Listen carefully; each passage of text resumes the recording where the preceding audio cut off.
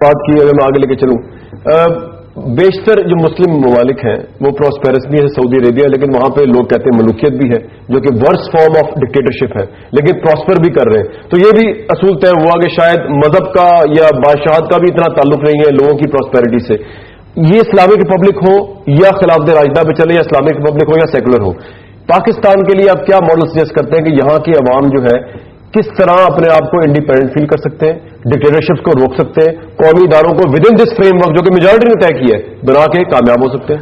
اچھا دیکھیں، پہلی بات جو ہے وہ یہ ہے کہ دنیا میں کہیں بھی مذہبی ریاستیں جو ہیں وہ ہمیں کامیاب ہوتی نظر نہیں آتی. مثلا موجودہ زمانے میں دو ریاستیں ہیں جو مذہبی ہونے کا دعویٰ کرتی ہیں، ایک اسرائیل ہے اور دوسرا ایران ہے. پاکستان، اسرائیل. ہاں، لیکن آپ دیکھیں اسرائیل جو ہے وہ ایک بڑی ظالمانہ ریاست ہے، ہم سب جانتے ہیں کیا اس کا حال ہے، اور یہ حال ایران کا ہے کہ وہاں بھی جس قسم کی پابندیاں ہیں. مسئلہ یہ ہوتا ہے کہ جب ریاست قوانین کو اور اپنے ہاتھوں میں لے لیتی ہے اور اس بات کی کوشش کرتی ہے کہ عوام کو جو بھی اس کے قوانین ہیں اس کے مطابق ان کو چلایا جائے گا، اور یعنی نفاذ کرنے کی اس کے پاس یعنی اتھارٹی ہونی چاہیے، تو یہ پھر جبر کو یا جس کو ہم کہتے ہیں ایک یعنی طاقت. میرا سوال ہے مسلمان انقلاب کیوں لے کے آتے ہیں؟ یا مسلمان خود ہی اس طرح کے ہیں کہ وہ عاملیت پسندانہ ہے؟ نہیں، یہ دیکھیں ایک تو ہسٹوریکلی بھی کافی مسئلہ ہے. انقلاب لانا اتنا آسان اس لیے نہیں ہوتا ہے کہ انقلاب کے لیے نئے فکر، نئے خیالات وہ ان کا ہمارے پاس نہیں ہے، بہت ضروری ہوتا ہے، وہ ہمارے پاس نہیں ہے. اور جب تک نئی فکر نہیں ہوگی انقلاب نہیں آتے ہیں، فسادات ضرور ہوتے رہتے ہیں. تو بات اصل میں یہ ہے کہ پاکستان کی ریاست کو ہم نے دیکھا ہے کہ خاص طور سے ضیاء الحق کے زمانے میں جب سے ریاست نے یہ ذمہ داری لی ہے کہ وہ مذہب کو لوگوں پہ نافذ کرے گی، اس کے نتیجے میں آپ دیکھ لیں کہ بلاسفیمی لا ہو یا رمضان آرڈیننسز ہوں یا حدود ہو کی سزائیں ہوں، یہ تمام چیزیں جتنی بھی ہیں انہوں نے سوائے کنفیوژن کے اور کچھ نہیں پھیلایا. اچھا، یورپ کے اندر وہاں بھی مثلاً آپ کو میں مثال دوں کہ عیسائیت میں بھی اور یہودیت کے اندر بھی مطلب کہ اگر عورت بیراہ ہوتی ہے تو سنسار کرنے کی مذہبی طور پہ سزائیں ہیں، لیکن چونکہ ان کی ریاست سیکولر ہو گئی تو انہوں نے یہ سزائیں سارے ختم کر دی، اب نہیں رہی. لیکن ایران کے اندر اس سزا کا رواج ہوا، افغانستان میں طالبان نے بھی اس کو کیا. تو یہ جب تک ریاست سیکولر نہیں ہوگی اس وقت تک یہ سلسلے جو ہیں وہ جاری رہیں گے اور ریاست ایک جبر کی صورت کے اندر لوگوں کے سامنے آئی. شام صاحب تو آپ ان کو رسپونڈ کیجیے گا، لیکن اس کے بعد میرا بھی بنیادی سوال ہے، اور یہ ہے کہ جو وہ نئی فکر جو لوگوں کی ذہنوں میں انقلاب لیا ہے وہ کہاں سے پیدا ہوگی اگر ہمارے پاس نہیں ہے؟ دیکھیے، وہ کہہ رہے ہیں ہماری وہ مذہبی ریاست تو ہے ہی نہیں جو ڈاکٹر صاحب جس سے ہمیں ڈرا رہے ہیں.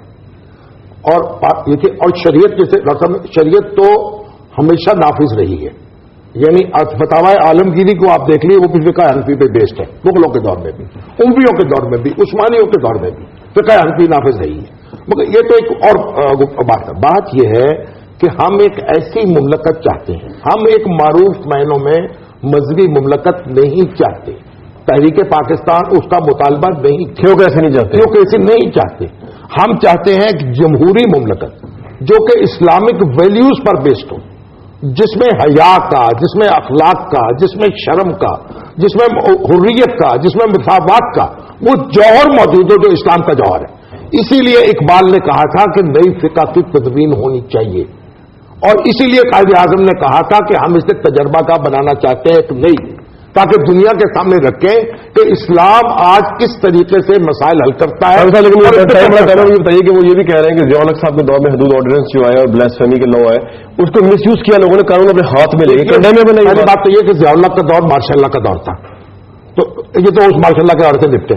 ابھی موجود ہے نا لاس، تو نہیں لاس جو ہے دنیا کوئی مائی کا لال کسی مسلمان معاشرے میں توہین رسالت کی سزا ختم نہیں کر سکتا. توہین رسالت کی سزا ہر مسلمان معاشرے میں موجود رہی ہے. لیکن بات نہیں، ایک بات اور سنیں، قانون تو ہر یہاں مس یوز ہوتا ہے.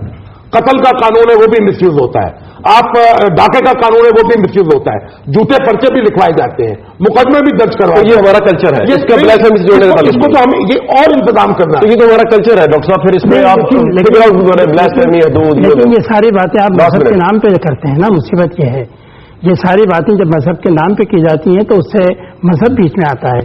اور دوسری بات جو شامی صاحب نے کہی، دیکھیں بہت سی جو ویلیوز ہیں وہ ایسی ویلیوز ہیں جس کو ہم کہتے ہیں کہ دنیا کی ہر تہذیب میں ہر کلچر کے اندر موجود ہیں.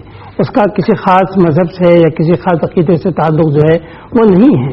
اگر جمہوری روایات کو ہم اختیار کریں انہی ویلیوز کی بنیاد پر، جیسے آزادی ہے، حریت ہے یا حیا ہے، تو میرا خیال ٹائم بڑا کم تھا. بہت شکریہ آپ تشریف لائے شامی صاحب تشریف لائے اہم ایشو کے اوپر. میں کنکلوڈ اسی پہ کروں گا کہ شامی صاحب نے کہا کہ قائد اعظم نے یہ کہا تھا کہ پاکستان ایک تجربہ گاہ ہے. مذہبی معاملات کے حوالے سے تجربے یہاں ہوئے ہوں یا نہ ہوئے ہوں، لیکن واقعی تجربہ کا ثابت ہو رہی ہے پاکستان نظر آتی ہے کہ یہاں پہ ہر قسم کا تجربہ کیا، کبھی پارلیمانی نظام کا تجربہ، کبھی صدارتی نظام کا تجربہ، کبھی مارشل لا کا تجربہ. فائنلی کون سا تجربہ کب کامیاب ہوگا کہ ایک سسٹم بنے، کچھ ادارے بنے. Let's see time is the best جج. کل تک کے لیے کامران شاہد کو اجازت دیجیے.